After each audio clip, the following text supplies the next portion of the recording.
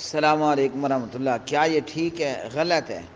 اگر یہ میرے پیارے محترم امام کا قول ہے ابو حنیفہ رحمۃ اللہ علیہ، تو ان کا یہ قول یا ان کا یہ فتویٰ نہیں لیا جائے گا۔ کیوں نہیں لیا جائے گا؟ کہ میرے امام کے قول کے خلاف میرے نبی محمد الرسول اللہ صلی اللہ علیہ وسلم کی حدیث موجود ہے۔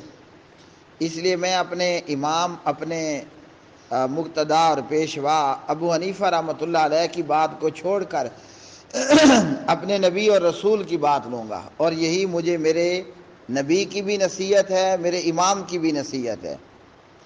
آپ کی پوسٹ میں ہے امام ابو حنیفہ رحمۃ اللہ علیہ کا قول یہ ہے کہ بندہ مسجد میں داخل ہو اور فجر کی نماز جاری ہو، اور اگر اسے امید ہے کہ مجھے امام کے ساتھ ایک رکعت مل جائے گی تو اپنی فجر کی 2 سنتیں پہلے پڑھ لے۔ ٹھیک ہے جی۔